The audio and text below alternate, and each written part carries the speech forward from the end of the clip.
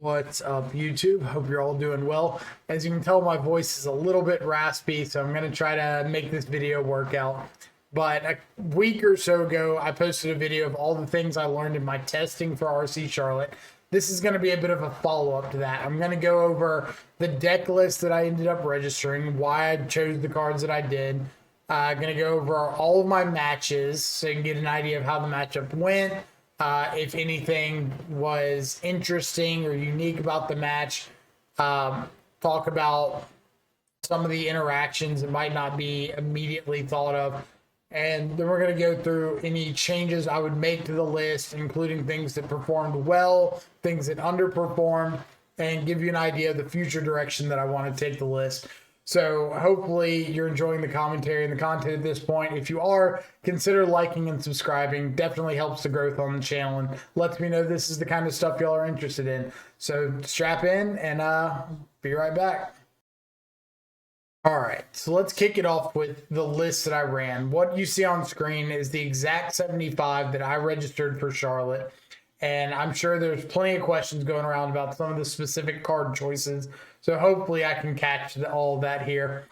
To start off, the mana base, the 18 lands, 3 sync into super, I've been really comfortable with the last couple weeks. I think it gives you enough chances of naturally having your second mana source, which is extremely important in the deck. Like having a cantrip on one for a mana source is nice, but you really want to be able to hit it naturally so you can play out your threat turn 2 with interaction on turn 1 instead of having to like cantrip on 1, then play a threat, and really not doing any sort of interacting until 3. So 18 lands, including the Dark Slick Shores, for the painless untapped black and blue mana on turn 1. If you're not running Thoughtseize, I think Gloomlake Verge is fine. But if you are on Thoughtseize, I think Dark Slick Shores is the best option you have for not taking too much damage all the time. Now, I will say I did not have a single game the entirety of the weekend where I felt like I couldn't afford to fetch shock Thoughtseize on turn 1. And I did play against Boros. So I'm just throwing it out there that if you're worried about taking too much damage off your mana, if you're playing Thoughtseize, I don't think it's that relevant in the current meta. Typically against something like Breach, if you're taking a bunch of damage and losing to construct tokens, you're probably losing to those construct tokens anyway, and that extra 2 points of life isn't going to help you. As for the cantrips in the deck, we see the 4 preordained here. Definitely gotten a lot of questions about those. Why not consider? Essentially, I think everybody agrees that preordain is the better cantrip in a vacuum. I don't think there's a lot of debate there. Consider being instant speed is extremely nice. I think preordain's a lot better when you are in a position where you can afford to dig for something. What I kind of mean by that is if you are looking for a second land on turn 1, preordain's better at finding that second land. If you're on turn 3 and you've got 2 lands and you need to dig for a third, preordain's better at digging for that land on 3, which you kind of want to be doing more often than not, unless you have a frog down and like a force and a subtlety in hand or whatever. But consider seeing 1 less card on average is a bit of a tough sell when you're really wanting to find Psychic Frog or Murktide as often as possible. You're trying to find that extra land as often as possible. You don't mind being proactive with your cantrips when you're in an open deck list environment and you know exactly what you're looking for with that preordain at all times. And then it's a little bit stronger of a cantrip to pair with Tamiyo. Speaking of which, you do have 2 Tamiyo in the main deck. The 2 Tamiyo and the Kaito were a little bit of a reaction to the Dimir list that won the challenge, I want to say like Thursday, that had 2 Tamiyo, 2 Kaito in the main. If you go back and look at that list, they effectively took 4 cards that were in the sideboard, move them all to the main, and move those main deck cards they replaced to the sideboard. So they had like a Spell Snare in the board, a Subtlety in the board, maybe a Bowmaster in the board. I can't remember. But just kind of flipped their board in, board out. And I thought that was pretty interesting. The 4 Fatal Push, pretty stock, 4 Thoughtseize, mostly because I wanted to be proactive. In an open deck list event, I kind of know what my Thoughtseize targets are ahead of time, and I can adjust a bit on the fly. But if I can take my opponent off of some vital piece of their strategy on turn 1, then I feel a lot more confident going in on like a Frog or a Murktide aggressively. 4 Counterspell, 4 Frog. The 4 Bowmasters, really good to pair with the Kaito, especially with a list like this, having one in the main deck. Also gives you the ability to interact at instant speed, and if your opponent doesn't give you something to interact with, flash in a Bowmaster. 3 Force Negation, 3 Sink into Stupor, pretty stock. 2 Dismember, mostly for the rise in catcher most decks, but also for answering like Emery and Tameo on turn 1. 3 Subtlety, a Kaito Bane of Nightmares in the main, 3 Murktide Regent. Now, I will absolutely say that this list is far more geared for like the black-white matchup game 1 than it is geared for the Breach matchup game 1, which I will wholeheartedly say was a poor choice for the weekend. I've been seeing so much black-white online and not as much Breach, not nearly as much Breach, that I thought black-white was going to be a lot more popular going into Charlotte. Turns out that could not have been farther from the truth, and it was basically all Breach. So you see I cut down to 1 Spell Snare in the main, moved the second one to the sideboard. That was mostly because in the testing matchups I'd had against black-white, they were cutting down on Emperor Bones, like no Dolphy. But when I showed up to Charlotte, all these players were on like 4 Felia, 3 or 4 Emperor Bones, maybe some Dolphys, and we're registering Prismatic Ending, which, depending on 2 for a Frog or a Bowmaster, can get answered by a Spell Snare. So Spell Snare was a much better card in the Charlotte meta than I originally thought it was going to be. The Kaito and the Tameo is also a nod to black-white. The Spell Snares dropping in numbers could be a nod to Amulet or Eldrazi as well. But again, just kind of predicting some of those non-Breach decks to be more popular than they were. In the sideboard, I've got a single copy of Mystical Dispute, 1 Engineered Explosives, 2 Harbinger of the Seas, 1 Spell Snare, 2 Stern Scolding, 4 Consigned to Memory, 1 Surgical Extraction, 1 Kaito Bane of Nightmares, and 2 Nihil Spellbomb. Mostly, I wanted something to give a little extra game against Construct tokens. I thought about Dress Down, but I really don't like how Dress Down plays into black-white. I know that you can stop an ETB ability off a Solitude, and you can take the Indestructible off Ketchermos. The problem is, like, you can't kill a Solitude very well, even when it's on the battlefield. So it just being a 5-mana 3/2 lifelinker is a bit of a pest to actually deal with from our side. So if they just put one in for free and they have all the effects they want to flicker it later, it's not really the greatest trade-off in the world.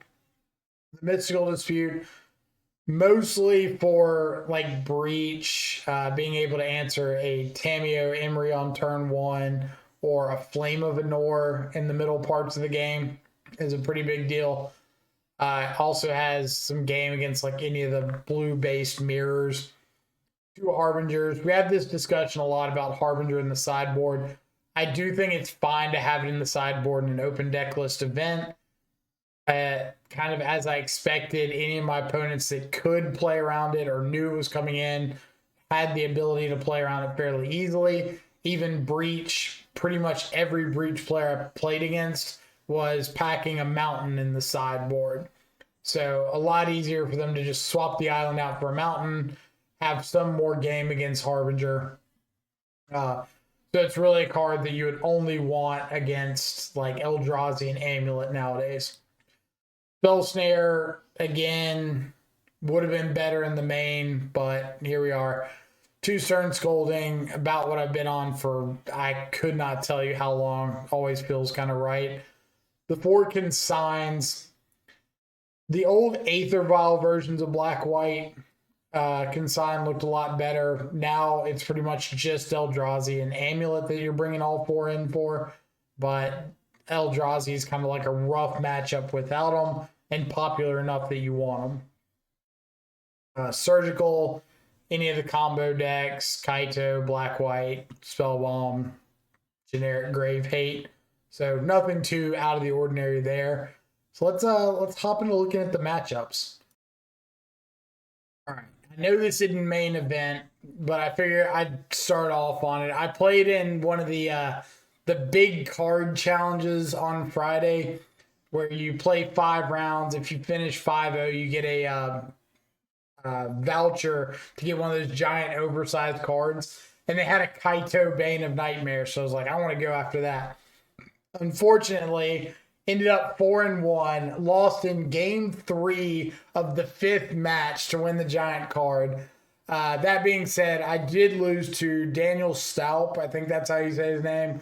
Don't want to assume, but they ended up 10th place in the RC. So congratulations to them for their Pro Tour berth. Otherwise, not a ton of interesting stuff to say from these matchups.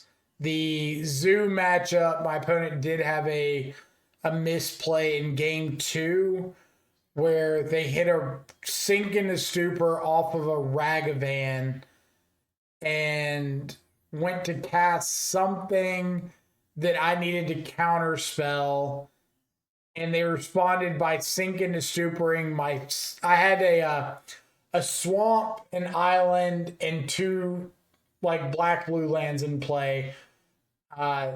They went to cast something, I think like a Tribal Flames, and I went to counterspell it, and they could have Sink into Stupored my counterspell and I wouldn't be able to replay it, but they Sink into Stupored my Psychic Frog, and I got to win because of that, because they thought that I had another island in play instead of another swamp.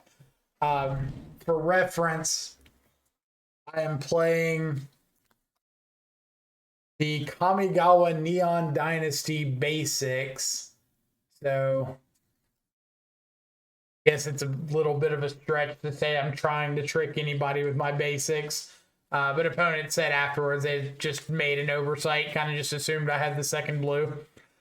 The next couple matches, Eldrazi, Orzhov. A couple really fun games against the Orzhov decks, but the colorless deck, the Tron deck that I lost the 5-0 to, was really interesting. We had I think game 1 they rolled me, game 2 I rolled them, then game 3 was like I'm on the draw. I've got natural, or I guess it would have been game 1 I rolled them, game 2 they rolled me. No. Game 1 they rolled me, game 2 I rolled them. Game 3 I'm on the draw. They start Tronland Go. I start with a Thoughtseize. They've got natural Tron, a Devourer, a Mind Stone, a Kozilek's Command, a Karn the Great Creator, and I think that's it. So I take the Devourer because I've got a Force of Negation, a blue card, and a Frog. I'm hoping I can land my Frog on 2, Force Negation the Kozilek's Command, and then start attacking. And if they play the Kozilek's Command for 2, I force it, and they follow up with a Karn. There's not a lot that they can do to really punish me right then and there. Obviously, I'll have to draw something, but I kind of assume that anyway. But the Devourer, I can't deal with the cast trigger on turn 3. So I take the Devourer. They play second Tronland Mind Stone. I go to my turn, play the Frog, and pass. Their turn 3, they play their third Tron land, play a Kozilek's command for 2. I force it, tap out, second Kozilek's command. They had kept it on top off of the Devourer pre-game action. So kind of got rolled there. Nothing I could have done about it, but pretty fun match regardless. So again, big congrats to Daniel for getting his giant card and for making top 10 of the RC. So now on to the actual matches for the RC. I think the part that people are more interested in hearing about. So we'll just go like round by round, give a brief idea of what happened, if there was anything interesting. Round 1 against Eldrazi Ramp. I had been in the airport the day before and saw somebody sitting across from me in the terminal with like a Phyrexian something on their sweatshirt. Like I saw Phyrexian, I saw the arena or the Phyrexian symbol. I think it was like Phyrexian Swarm, something like that. Turns out it was a team. And the first round of the event, I played against a member of this team, which I thought was really ironic. Super nice dude. The first game, I think they mulled to 3 and still had like turn 2 Rumble, turn 3 Myco spawn, turn 4 Rumble into second Myco spawn. And it came down to a point later in the game where all they needed to do was draw like any 7-mana Eldrazi, because I think they had double Kozilek's return in the yard. So just any Eldrazi to trigger the Kozilek's return absolutely wiped the board for me. So they would have won easily. Unfortunately, they bricked off on that. Game 2, them being on the play, too quick of a start. Game 3, I think it was like Thoughtseize into Frog into turn sideways. So cool match nonetheless. Round 2 against Grinding Station. I don't remember game 1 or 2 very much, but I do remember game 3. They were really stuck on mana. Like turn 1 land, turn 2 Saga, and then just like didn't see that third mana source for a while. So that helped out tremendously, able to just jam a Frog. They kind of forced themselves into, not forced themselves, but kind of had to go get a Mox Opal instead of going to get an Aether Spellbomb or a Pithing Needle to deal with the Frog, and got to run away with that a little bit. Round 3 against Peter Hassisian, who many of you might know won RC Portland a few weeks ago. Super, super nice dude. Really, really cool match. Game 1, he definitely ran me over. Game 2 and 3, we had a big chat after the match about the sideboarding here. A lot of the amulet players are like boarding out all of their amulets. Some are leaving their amulets in. Just depends how much they want to play around Harbinger. There was a really interesting line in our game 2 where I'm on the play. I play land go. He plays turn 1 Saga. I play second land. He plays second Saga. I untap with my third land. Play land Harbinger. So double strip mine. He tanks for a second. Decides to let it go. Untaps. Plays a Lotus Field. So the Lotus Field just comes into play. Untapped. Doesn't have to sack 2 other lands. And then goes for Dismember on the Harbinger. And says something about it being the only way he could get that next land drop for free. And thankfully I had the Force of Negation, so I got to stop that. But it was really, I'd never experienced that play before, like that, oh, just let myself get strip mined to get this Lotus Field in for free. And then game 3, ironically, went almost the exact same way. I think he started off on Beseiju pass, I had land. He has Saga pass, I have land. He has second Saga pass. I've got Harbinger. Go back to his turn. Main phases Dismember again. I have the Force of Negation again. So very lucky on my part to have the Force of Negation. But it was interesting to see the play to get in the free Lotus Field and then try to deal with the Harbinger to get the extra mana, or extra mana since you lose the Urza sagas, but you get the Lotus Field for no drawback. So whatever you want to consider that. I will say hopelessly optimistic here. But they said some comment before the match started about me being a competent blue-black player. And I don't know if they knew who I was or if they just knew I was a Demir player at 2-0.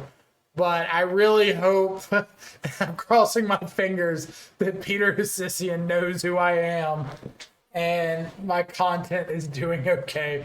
So, Peter, if you have any idea, or if you were just saying that to be nice, I appreciate it nonetheless. Round 4, I saw my opponent, Mikey Bashara, and I know a couple people named Mikey that play Magic, but the one I was kind of worried it was going to be is fellow content creator and streamer Young Dingo, and I was correct. So I sit down and we have our back and forth of Dingo, Cntrlfreak. Unfortunately, I was absolutely playing a list that was not geared for Storm whatsoever. So having Tamios and Kaitos in the main instead of more spell snares, really, really awkward. Game 1, he's on the play. I try to mulligan kind of aggressively for a Thought Seize or a Force Negation or a Spell Snare.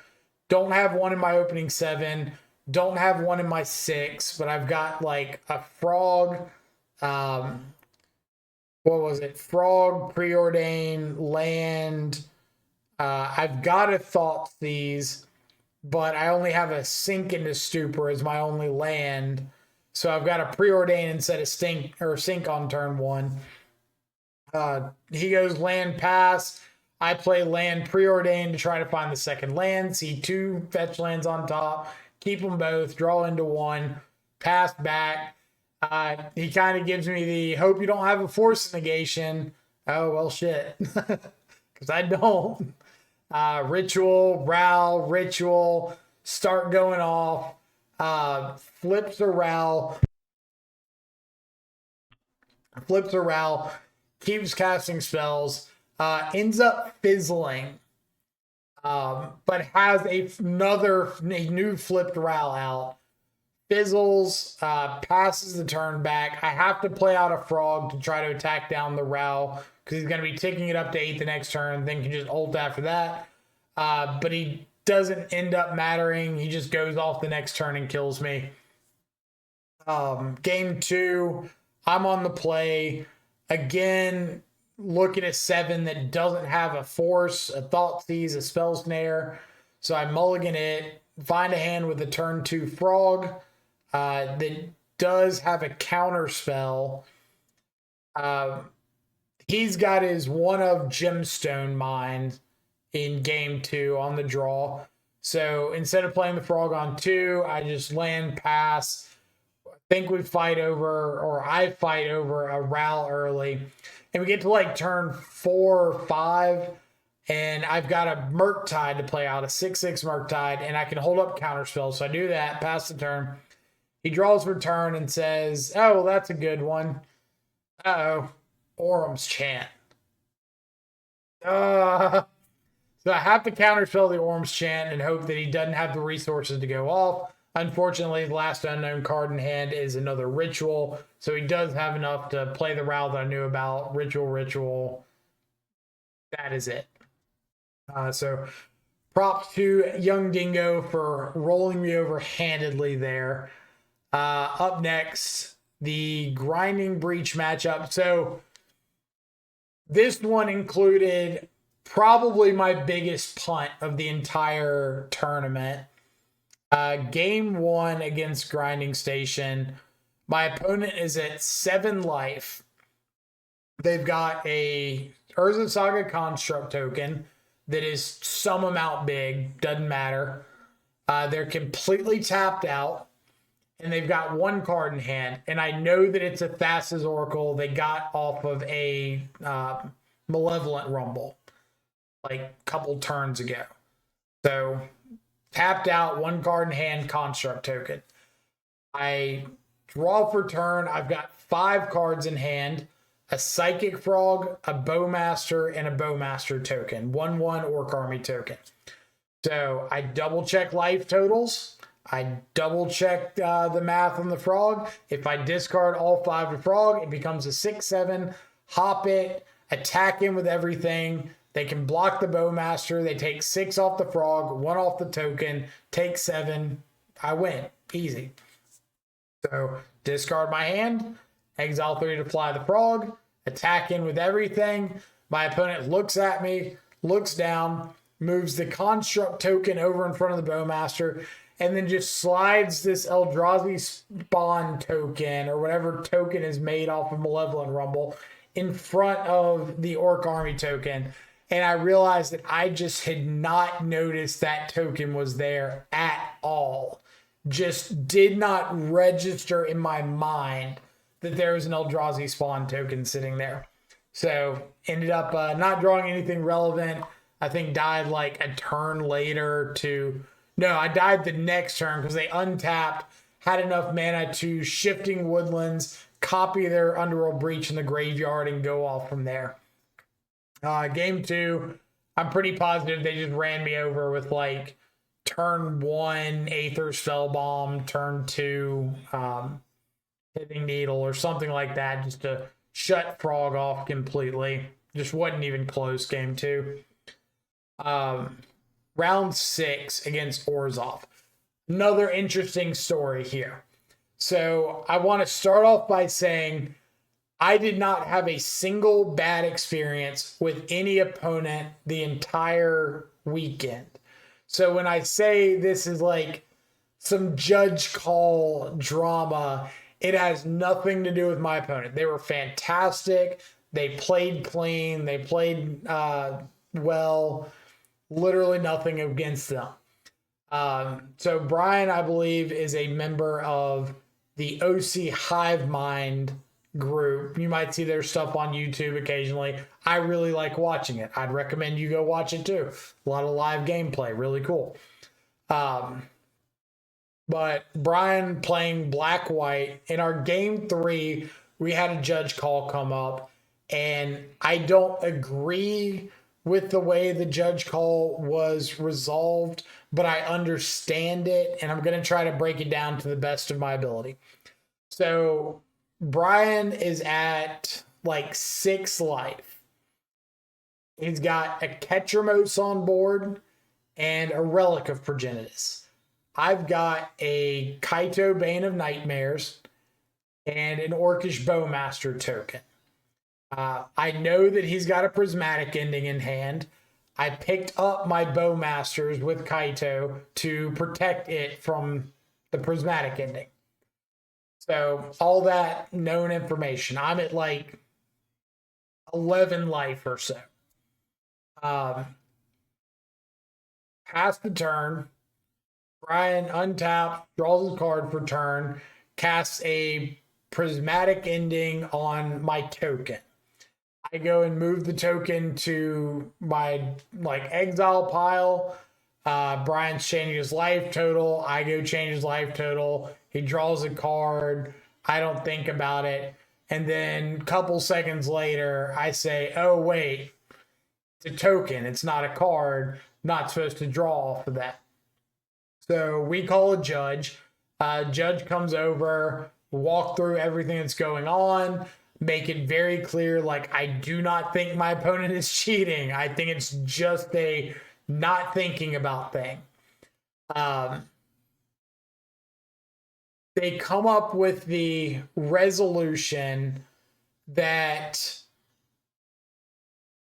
again, I don't want to like misquote the judges because I don't want anybody thinking that, yeah, you get the idea. The judges come up with a resolution that because I acknowledged the trigger, I changed the life total, I didn't say anything while I was drawing the card, I had given up my ability to protect myself in this situation. So where the normal resolution would be, I get to thought seize my opponent because they drew a card when they weren't supposed to. Instead, the resolution would be we would take Brian's hand, shuffle it up, roll a dice to randomly select one of the 3 cards he had in hand, put it back on top of his library, and then continue from there. My problem with the resolution was now they're playing with known information off the top of their library. So what would be a situation where if they drew that card, they are dead next turn to Kaito attack. The Ketramos is stunned down. If they draw that card and go down to 5, they're dead to Kaito, what's it called? Bowmaster token, Bowmaster ping. If they don't draw that card, they're not dead, and they can untap with their Ketramos next turn, attack, gain some life. So I didn't agree with the way that judge ruling was resolved.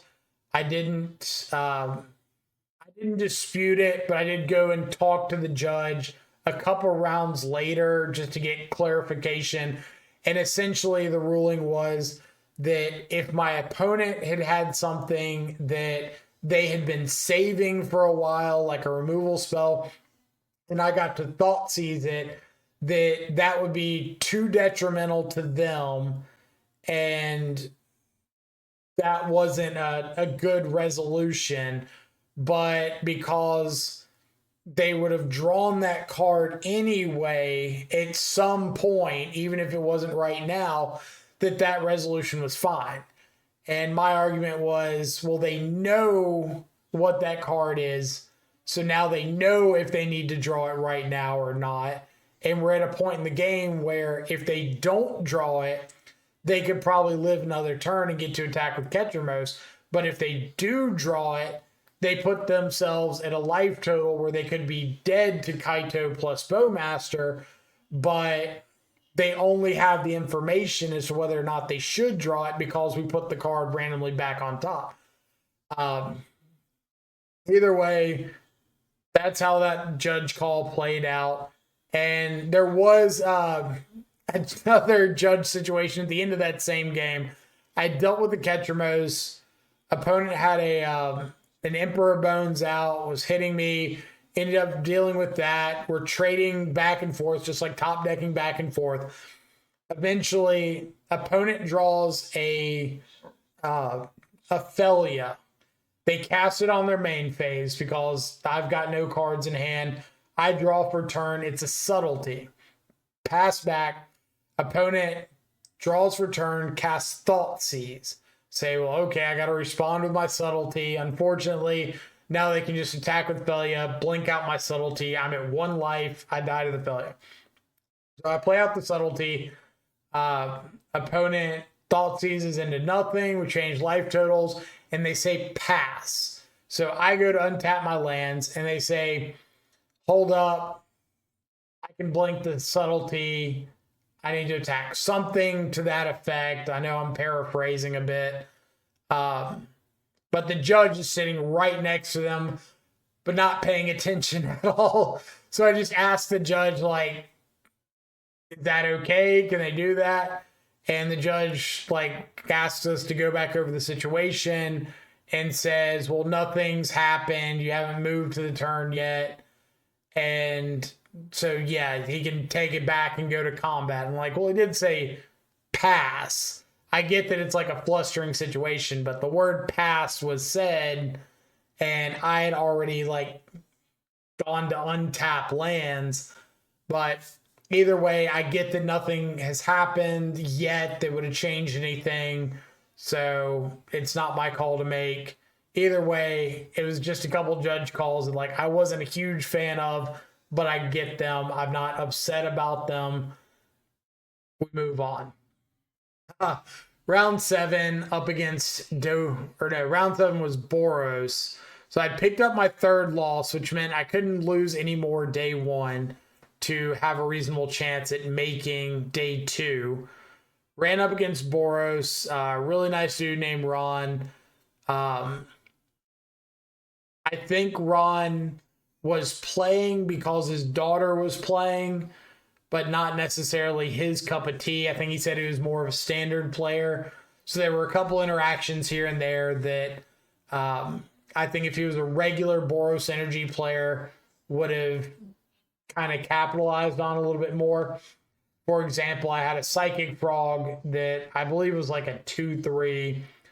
Ron had 4 energy banked, discharge, could have put me empty-handed to save my frog, and then just like sacked off a dude with the Goblin Bombardment to kill my frog. Cast the discharge. I had nothing going on, so I had to throw everything into it. And then he just asked if he could bank the energy if he didn't use it. I told him, yeah, if he doesn't use it, he could bank it away. And so he said he would do that. So I got to live with like a 7-8 frog or something. Needless to say, 7-8 frog will win you the game pretty quickly. No, round number 8, played against a Domain Zoo list with a, I don't remember what the mechanics called from Thunder Junction when you target somebody or like something they control, something in their graveyard, but Free Strider Lookout has it. And they were playing a Domain Zoo list centered around Free Strider Lookout with Valakut and Dryad of the Elysian Grove. So they had like the Leyline of the Guild Pact, Leyline Binding, Scion of Draco, Territorial Kavu, and then the Free Strider Lookout, Dryad, all that kind of stuff. Really cool build. Shifting Woodlands. Really interesting stuff. Thankfully, I just saw a couple really good hands in that one. So, because I really wasn't sure exactly what was going on for a while. And then the final matchup of the day against Danon Orzhov Necro Dominance. Really, really got lucky on that one that I just saw like 2 fantastic sets of hands where I got a quick frog, got to draw a bunch of extra cards, have counter spells for the Necros and the Ketramos. So, not a whole lot to say about that one either. Just play counter spells and things to draw cards. But ended up day 1, 6-3.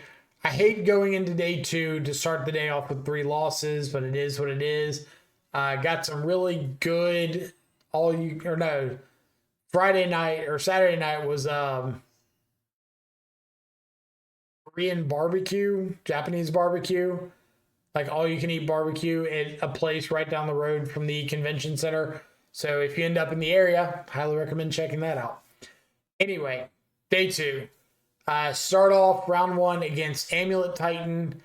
We had a weird game 1 where it ended up being opponent having 3 lands in play. I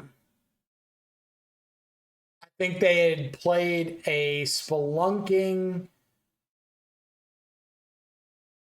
drew a land, played out a Lotus Field, had 6 untapped mana,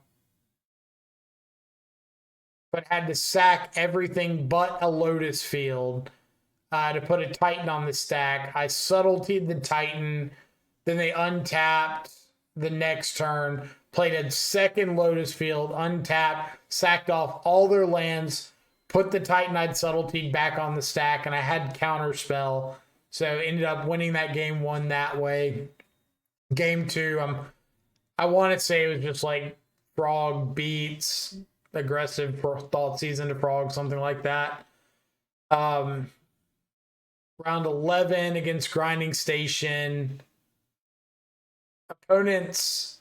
I had this whole video before the event about the individual matchups and things to look for. And this was a perfect example of that. So game 1, before game 1, I'm looking at my opponent's deck list and I see that they've got no copies of Aether Spellbomb and no copies of Pithing Needle in the main. So Frog is free to run wild. So I mold. I don't even know if I mold. I kept a hand with the turn 2 Frog. and an answer to like a turn 1 Tammy or Emery. Got down the frog. On my opponent's turn 3, they had Delirium, so it must have been a turn 1 Emery. Had Delirium. They go to Unholy Heat my frog.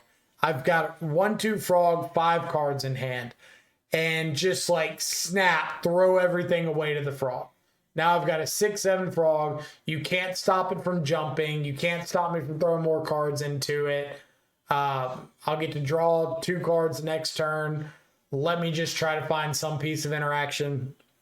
And the frog just takes the game after that. Just like 3 turns, hit you in the face. And yeah, game 2, I think was I want to say a Harbinger of the Seas game, but it might have just been a heavy interaction game, like Frog plus Murktide, heavy interaction.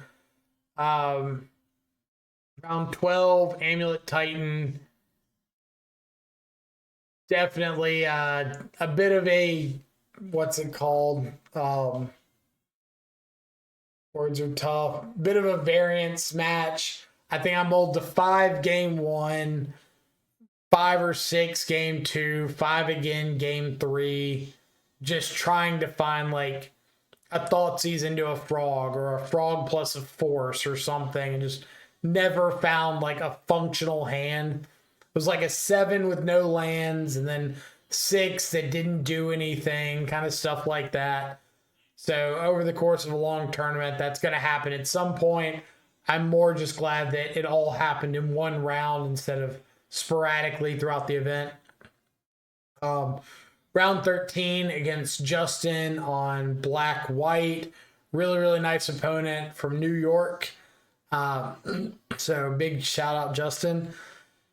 I don't think there's anything crazy to mention about that matchup or that game. I think game 3, there was a point where they had a Ketramose, and I knew about an Ephemerate in hand. I had a Kaito in hand and like a Bowmasters on board. And 3 lands, I remember, was a big deal because I couldn't find a 4th land to hold up double counterspell or like flash in Kaito and have something, or ninjutsu in Kaito and have something. And I was terrified that if I went to tap down the Ketramose and they ephemerated it, I wouldn't have an answer. They'd be able to untap, kill the Kaito, and I'd just be out of pressure. So I played really, really scared of an ephemerate for a few more turns than I needed to. And then when I finally did answer the Ketramose, I think there was a point where I went completely shields down for 1 turn to try to set up a board position. And I think they top decked a black Overlord that turn. So a little unfortunate. I shouldn't have played as scared of the Ephemerate as I did, but not really a lot I can do about that one. And then the last match, I think I kind of mentally checked out for this one because honestly, I don't really remember much of what happened in it, but I assume it couldn't have been good if I lost it 2-1. I know in this one, in game 3, we had a funny situation where I had a Harbinger out. They had the ability to combo off with a Mox Opal. And so like my last card in hand was a Surgical Extraction. They had the ability to go off with a Mox Opal, cast a Malevolent Rumble first, or no, played a Grinding Station. With the Grinding Station untap trigger on the stack, milled 3 cards. One of those cards was an Underworld Breach. So when they went to untap the Grinding Station, said, hold up, untap on the stack, Surgical Extraction, the Grinding Station. It was like, not actual, but like, oh my God, you had it. But either way, the next turn, cast a Malevolent Rumble, hit a Jace Wielder of Mysteries, played the Jace, and I could never recover from that with my by Harbinger. If I had seen a Murktide in one of the first like 3 draws, maybe I had a chance, but no Murktide, no chance. Either way, that's about all I remember from that matchup, so I don't want to nitpick too much. So let's get into what I would change, like what performed well, what didn't. So let's start with what performed well and what didn't. Going left to right, some of the big underperformers were Tamiyo, unfortunately. I love Tamiyo to death, but have to understand that the card did not serve a significantly impactful role in pretty much any game that I played. She was fairly easily answered, didn't threaten ult hardly ever against decks like Breach, really didn't have time to set up with her. So I think Tamiyo, at least for the moment for me, is kind of got the axe. Rest in peace, sweet Tamiyo. Preordain. I don't want to say Preordain was bad. It was really, really good on Friday. But Saturday, I found myself keeping a lot of one-landers and not being able to interact on one because I had to preordain looking for a land. So one of the most awkward situations you can get into with this deck is having a one-lander with a Psychic Frog and like a cantrip, because you want to find that second land to be able to play out your frog onto. But that means you're giving up all of your interaction on turn 1. Consider at least lets you like decide after your opponent's done something, so you have a chance to hold up Fatal Push or whatever else. I don't like fetching up a Surveil land in those situations because you don't want to get a Surveil land, miss your second land drop, and then untap, have to main phase your cantrip to find a land, and then you're like not holding up counterspell and you're not playing out a frog. I think that's kind of a death sentence. So I think considers a little bit better for the one-landers than Preordain because it doesn't make you have to tap out right now for the mana, even if you don't get to dig quite as much. I made a bit of a comparison before Charlotte about Preordain working on a bit of a wavelength. Like when you've got an odd amount of mana, Preordain's better because you can dig more for that odd mana and then hold up Counterspell or Subtlety or Murktide, whatever. And then when you've got the even mana, Consider looks a lot better because you can hold up Counterspell, Subtlety, Bowmaster. And then if you don't need to use one of those things, you can cantrip. The one mana situation, I think, is a little bit different, unfortunately. When you're on that one mana, you really want to dig for the second land, but a lot of times you can't afford to. I wish you could a little bit more, but it's almost like you have to mulligan to a hand that's got 2 mana sources, especially in an open deck list event when you're looking at a deck that's like my win percentage skyrockets if I have the turn 2 frog and plummets pretty badly if I don't. So probably need to go back to Consider, but I really don't think either one is like shining that much. Spell Snare overperformed in the sense that I wanted it a lot and just didn't have it in the deck. So would definitely be going back to 2 or 3 Spell Snare.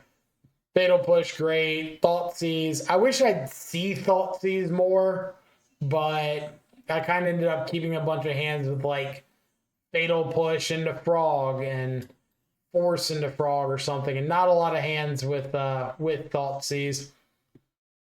Counterspell, great. Bowmasters, reasonable into the catcher most decks, but I don't think great into like anything else.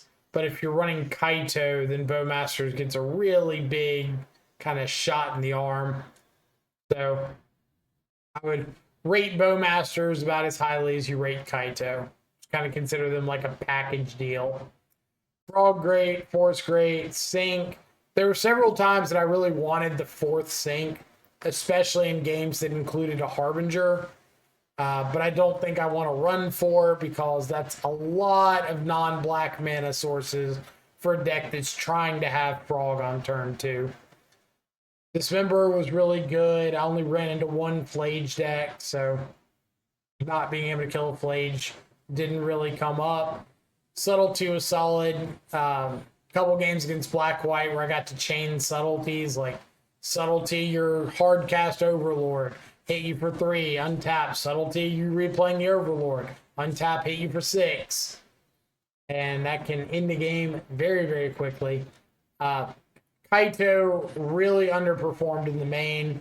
I kind of had a suspicion that it might. It's really good in the Black-White matchup, really good in the mirror. I don't think you really want it in anything else. So I'd rather just have the Kaito in the board. And Murktide, great. Plenty of times I felt like I would have won if I'd seen a Murktide. That being said, I just don't think you can afford to run 4 in a format where like Breach has Saga to get Grave Hate. The Orzhov matchups running 3 or 4 main deck relics. Boros has got Thraven Charms. I just don't think you can realistically afford to have 4 Murktides. Mystical Dispute was great. Really, really helped in several of the Breach games for answering a turn 1 Emery or Tameo. Harbinger was great. Basically locked out everything except for the one Rumble into Jace in the matchups that I wanted to bring it in for. I wouldn't be shocked at going up to a 3rd copy. I do think it's like that good in the matchups you want it, like Amulet, Eldrazi. EE, I don't think I ever cast. I think I saw it once. I saw it once against Breach, and they blind named it off of Pithing Needle turn 1. So, didn't get to use it. Spell Snare would have been better in the main. Stern Scolding was good. Consign good. Surgical fine. Kaito fine. Nihil fine. So if we're looking at changes I would make to the list, I would cut the Tameos. Kaito back to the board. Sorry, Kaito. Probably, like I said, drop the preordains for considers. And I think I would cut some number of the thought seizes. I think that even though I wanted to see them, I didn't. And when I didn't, I still felt like I had a reasonable chance. So you could easily trim some number of them. Add a Spell Snare back in. Maybe you could keep the extra thought seize. Something a little bit closer to this, I think would have done better. Like a little more cantrip heavy, just to help you find those Murktides and stuff when you need them. Have some of the hand disruption. Not worried about being too cute with the Kaito or the Tameos. Just mull aggressively to Frog. I've kind of come into this theory in the last couple weeks where you have 2 options as far as digging for something. So in the closed deck list environment, like Magic Online challenges or leagues or whatever, your digging for something often comes in the form of your cantrips because you don't know what you're playing against game 1. Your opponent can be on anything. You need to adjust what you're able to dig for. In open deck list environments like the RCs, your digging a lot of the times becomes your mulligans. So instead of trying to find a frog off of a consider, you're just mulliganing aggressively for a hand that's got a frog or a Murktide or something like that. And the reason I think that is a lot of the times in your opening hands, your card that you're losing off of the mulligan would have been the consider or the preordain or something like that. The thing you were using to dig. So you're just skipping that kind of first step, that cantrip, to just look for a hand that has the thing. And obviously you need a reasonable density of like threats you're interested in having to make that happen. But with 4 Psychic Frog, 3 Murktide, you're looking at like a, I don't know, 60 something percent chance or so of having at least one of these in your opening hand. And that's kind of good enough for me compared to trying to cantrip for it. So if you are going for an RC in sometime in the next couple weeks, I'd probably recommend cutting back on cantrips and just letting your mulligans be a little more aggressive. But if you're planning on playing online, I think going up on the cantrips is reasonable. So that's about all I got. Hopefully some of these information here or there helps you to guide a few of your choices, and who knows, maybe win you a challenge or 2 or 3 or an RC, or get prepared for the modern RCQ season coming up. So if you have any questions, feel free to leave them in the comments down below. Always happy to answer whatever I can. Otherwise, links down below to the socials, link to the Discord if you want to come talk about Frog and all things Dimir, Grixis, Esper, whatever. Love to have you there. But other than that, I hope you all have a fantastic rest of your evening. Stay safe, enjoy some good food and company. I will catch y'all back live later. Adios for now.